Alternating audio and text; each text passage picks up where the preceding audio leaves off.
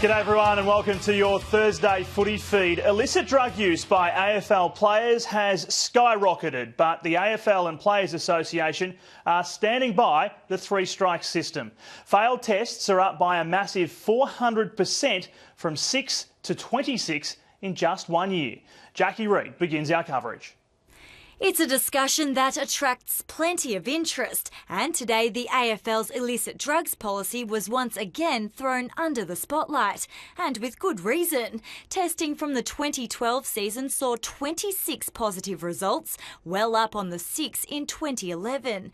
Cocaine was the drug of choice, with recordings also for methamphetamine and ecstasy, but the AFL is still looking on the bright side. You may think that a significant increase is devastating. From our perspective, it means we've identified more people that we can shift their behaviours.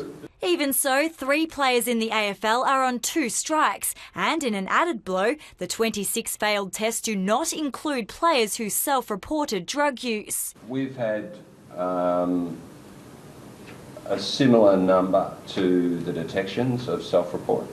The AFL believes the dramatic rise is symptomatic of what's going on in society.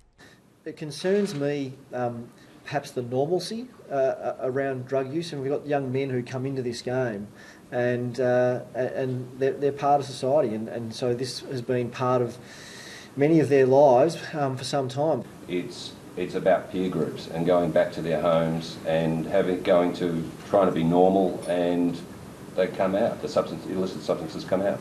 The AFL has now moved to implement further changes to the policy, which include a cap on self-reporting, the ability for clubs to request target testing, the monitoring of players' behaviour towards the policy, feedback to clubs regarding trends, more target testing and hair testing, as well as better mental health training. We've learnt that the players have got significant problems that we wouldn't have identified if we didn't have a policy. We learned about some mental health issues. We know out of these results we've got to do a lot more around mental health. Jackie Reid, AFL.com.au. OK, let's stay on this story. AFL.com.au senior reporter Peter Ryan is in the newsroom for us. Pete, how bad is this for the league? Well, Matt, it reflects an increase in use of illicit drugs within the community. It gives the AFL and clubs a chance to work together to strengthen the policy. Clubs can now ask for players to be target tested that they've actually got concerns about. I mean, that raises the obvious question. If you're an AFL club CEO, would you want your star player who's performing well to be target tested? How do you identify that sort of player? The numbers don't really matter. It's just a bit of a wake-up call for the AFL and for the community particularly. All right, Pete, thank you for that. The day's other big story is Dale Thomas, and rather than knowing for sure, the Magpies are hoping just 2 weeks' rest will be enough for the star midfielder to recover from his ankle setback. Thomas left the training track early yesterday, had a scan and consulted with a specialist today. He's set to miss crucial games against Geelong and Sydney. It's the same ankle that plagued his pre-season. The 25-year-old's contract talks remain on hold. Brad Scott has made a cross-country dash to Perth, having finally shaken off that virus. Can't be around the players when you're sick, so they're the most important people, mate. Didn't want them to catch it? No. I mean, we're just taking all precautions, but I'm fine, ready to go, ready for a good game. Was it a virus or? Yeah, I think so, just a 24-hour thing, so I'm violently ill for a short time, but fine now. The Kangaroos take on West Coast tomorrow night.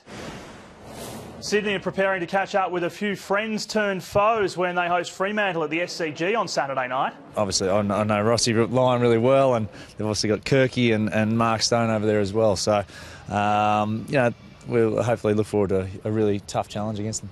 The Swans look likely to be without ruckman Shane Mumford again. He's still struggling with a groin complaint. Port Adelaide coach Ken Hinkley has put Hamish Hartlett in the gun after the midfielder was kept to just 7 and 10 possessions in his last 2 games. I mean, Hamish himself has to step up. Travis has been able to do that quite well, but Hamish is just, he's getting some experience on what it takes to be an elite player in the midfield. So he's just got to step up himself a little bit. Former captain Dom Cassisi is in line to return for Sunday's clash with Carlton.